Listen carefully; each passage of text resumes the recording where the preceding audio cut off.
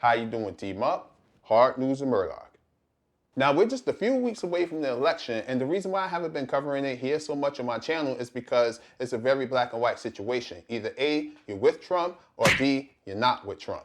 So, of course, you got the Republican Party out here up to its old tricks and trying its best to suppress the black vote, with states like Ohio reporting over quarter-mile-long lines just waiting to vote because they closed down so many other polling places. And with Biden and Trump being so neck and neck in states like Texas, you have first-hand accounts coming out of there like this. In their red pickup, Richard and Mae Joyce Nickerson, both in their 70s, just drove 35 miles to vote. It really does not make sense. It's totally inconvenient. But we had to do it. They used to drive a few minutes. The Nickersons live outside of Houston in Harris County, home to almost 5 million people, but just one absentee ballot drop-off location. The bus ain't gonna bring you here. You can't walk across this parking lot. They're not gonna let you. So you have to have some type of vehicle to get you into this location. For some, what could be a new barrier to the ballot box. But it's 2020, so not only do we have physical voter suppression, we have full-blown digital voter suppression on top of everything. Now, what I have for you today is a report coming from Channel 4 News out of the UK, which is some of the best reporting of facts, numbers that I've ever seen when it came to this particular situation. And it shows you how they use your personal digital information, not to try and get you to vote for Trump, but to get you not to vote at all. Take a look for yourself. Highly personal information was bought, harvested and used, all perfectly legal under America's data laws. They knew whether you're likely to own a dog or a gun, whether you're likely to get married or planning a baby.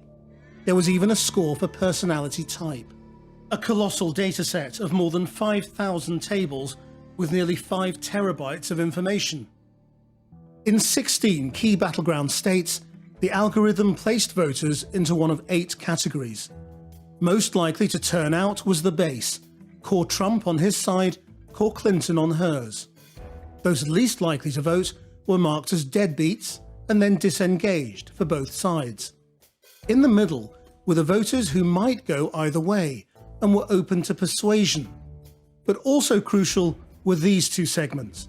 On his side, they were called GOTV, Get Out the Vote, and on the other, Deterrence, voters who might be encouraged not to vote. The campaign would then create ads that could be targeted at the people in these groups through Facebook and other platforms.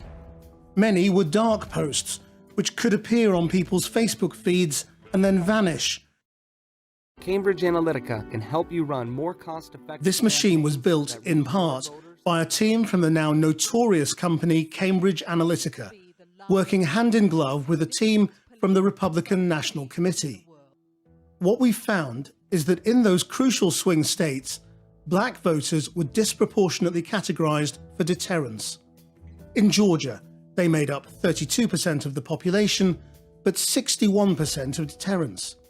In North Carolina, 22% of the population, but 46% of deterrence.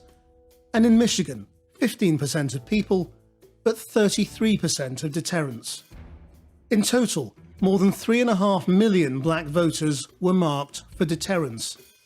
If you include other ethnic minorities, they made up 54% of the deterrence segment.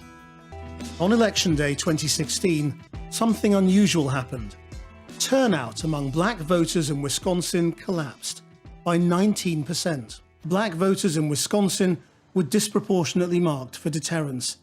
They made up just 5.4% of voters, but 17% of the deterrence group. More than a third of black voters in Wisconsin were classified as deterrence. Contrast that with the voters the Trump campaign thought he could win over. 75% of them were white, but less than 2% were black. Take Ward 116. The Trump campaign was aware of 1,440 potential voters here. 80% were black. Almost half, 44% of the ward, was marked for deterrence. That's 636 people. One of them was Annette Clinton. So this is what the file said about you. So that's you, isn't it, Annette Clinton? Yes, that's me. That's your address? That's correct. Now it says you're a nurse's aide. That's or correct. orderly. It said your income at the time in 2016 was between $25,000 and $35,000. That's correct. That's correct. And that you were a renter. Yes, that's correct too. So they had you down pretty well. So far, How do you feel about the idea that the Trump campaign categorized you and lots of other people as deterrents? I don't feel right by that at all, because they shouldn't have to categorize no one in order to get votes. Black people were disproportionately represented. There were many more black people on that list than there should have been proportionally. What do you think that tells you? That the black community is target. There were Annettes in street after street. In Ward 111, 41% of identified voters were marked deterrence. Turnout fell from 81% in 2012 to 55%. In Ward 147, 40% were marked for deterrence. Turnout plunged from 83% in 2012 to just 63%. In Ward 109, 39% were marked for deterrence. Turnout fell from 79% in 2012 to 59% in 2016. So they specifically looked at those individuals and said, we are going to do everything to try to deter them and create ads that would do that. That is a strategic level that by no means did I know was existing. That is mind-boggling. I'm like shocked that they had in 2016 all the way down to we need to deter that one. Somebody has worked this hard to strategically disenfranchise you, to discourage you. What it should tell people is the power, right, of their vote. In my heart during that time, my thoughts was that she was supporting black men going to prison. I mean, let me show you one of the commercials, the Super Predators commercials. They are often the kinds of kids that are called super predators. No conscience, no empathy. I suppose what it means is some of those commercials that criticized Hillary, they were targeted at you.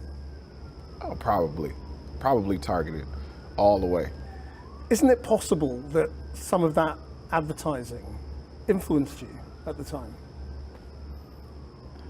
It's possible that it influenced somebody, but it doesn't influence me. Like you feel confident it wouldn't have done? No, I'm almost like 100% sure. Can you really be 100% sure that advertising doesn't influence you? I mean, we all say that, don't we? We all do. We can't know what effect these ads had on each voter that saw them, but for the first time in 20 years, black turnout fell. The thing that's shocking / troubling about this, is that there's this category of suppression, that deterrence part. So we use data, similar voter file data, but it's to motivate, persuade, encourage folks to participate. We don't actually use the data to say, who can we deter and keep at home? That just seems fundamentally, it's a shift from the notion of democracy. It's actually undermining inclusion and participation. It's not may the best candidate win at that point, it's may the best well-funded machine suppress voters and keep them at home, thereby rigging the election so that someone can win. Now, what this video shows is exactly how powerful voting in this country must be, because nobody would put that type of money and effort into something to try and stop you from doing something or to take something away from you unless it had value. Because we all know that nobody's trying to steal anything from anybody unless it has value. So next time you see somebody who's talking about, oh, they don't know about voting, they don't want to vote, they're not registered to vote, who cares about voting? Show them this video, because it's a good chance that they just been targeted, okay? And we need to stop playing checkers because they're playing chess. And with that, that's all I have. Like and subscribe if you like what you see. Remember, the revolution is unclassified. Later.